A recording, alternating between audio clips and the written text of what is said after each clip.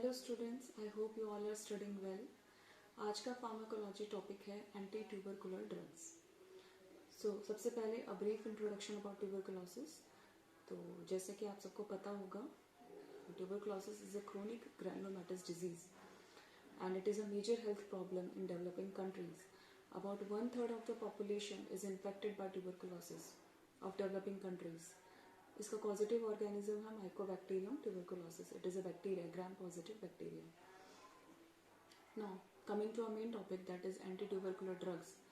तो इसको दो पार्ट्स में डिवाइड किया गया है, first line drugs and second line drugs. तो जो फर्स्ट लाइन ड्रग्स होती हैं, they are basically bacteriocidal in nature, यानी दे किल द बैक्टीरिया। जो सेकेंड लाइन ऑफ ड्रग्स होती हैं, mainly they are bacteriostatic in nature, यानी they inhibit the multiplication of bacteria inside the cell और outside the cell. तो first line drugs में जो drugs आती हैं, these are isoniazid, rifampicin, pyrazinamide, इथैम्बुटोल, streptomycin. Second line drugs के अंदर आती हैं थायासिटाजोन, पैराअमीनोसैलिसाइक्लिक acid, इथियोनामाइड, साइक्लोसेरीन, kanamycin, amikacin, capreomycin.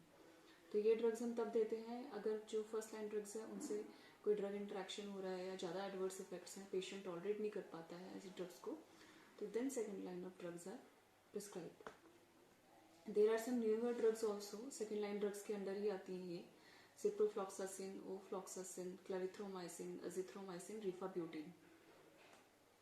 Now coming to our first drug, that is isoniazid. तो इसका केमिकल नेम है isonicotinic acid hydrazide. It is symbolised by H। तो it is an essential component of all tubercular regimes, primarily ट्यूबरकुलोसाइडल।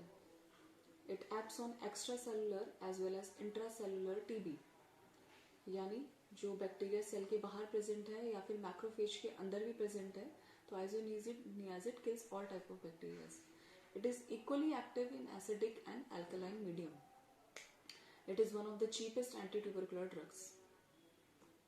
Mechanism of action, कैसे ये act करती है cell के अंदर? Inhibition of synthesis of mycolic acid. Mycolic acid जो है, it is one of the lipid component of the cell wall of the bacteria. यानी bacteria की जो सेल की वॉल होती है उसमें एक लिपिड कंपोनेंट प्रेजेंट होता है कॉल्ड एज माइकोलिक एसिड, जो कि हेल्प करता है सेल वॉल की इंटेग्रिटी को मेंटेन करने के लिए, बैक्टीरिया के कंपोनेंट्स को प्रोटेक्ट करने के लिए। तो this drugs inhibit that synthesis of that mycolic acid, जिसकी वजह से सेल वॉल डिसइंटीग्रेट हो जाती है, leading into killing of the bacteria. A gene labelled INHA which encodes for the fatty acid synthase enzyme is the likely target of INH action। यानी जो isoniazid है gene को टारगेट करता है, जो जीन माइकोलिक एसिड को बनाती है या जिसकी कोडिंग में हेल्प करती है, INHA। This gene helps in formation of mycolic acid. तो अगर जीन पे ही टारगेट होगा, जीन की एनकोडिंग चेंज हो जाएगी, तो माइकोलिक एसिड का फॉर्मेशन नहीं होगा, which will in turn lead to disintegration of cell wall of bacteria. Pharmacokinetics, INH is completely absorbed orally and penetrates all body tissues, tubercular cavities, placenta and meninges.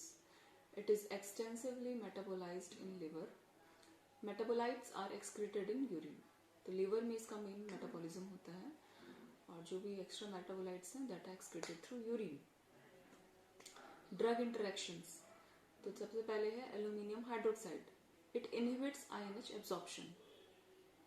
INH inhibits phenytoin, carbamazepine, diazepam, warfarin metabolism, may rise their blood levels. तो ये जो drugs हैं, these are anti-epileptic drugs, epilepsy में दी जाती हैं। अगर साथ में आइसोनियाजिड भी चल रही है तो it may inhibit their action and raise their levels in blood. Para-aminosalicylic acid inhibits INH metabolism and prolong its stay half. Dose, तो डेली डोज जो है that is 4 to 6 mg per kg. If the patient weighs more than 50 kg, then the standard dose is 300 mg. If we are prescribing thrice weekly, यानी एक week में 3 बार, then the dose is 8 to 12 mg per kg. And if the patient is more than 50 kg, then standard dose is 600 mg. Adverse effects, तो सबसे जो main effect है इसका, that is peripheral neuritis. But this effect is dose dependent. INH neurotoxicity is treated by pyridoxine 100 mg per day. यानी अगर neuritis के symptoms मिल रहे हैं, न्यूरोटॉक्सिसिटी के सिम्टम्स मिल रहे हैं, then add pyridoxine. Hepatitis is more common in elder people and in alcoholics. Other minor side effects are rashes, fever, acne, and arthralgia. Arthralgia means bone pain. So that's for today. Thank you.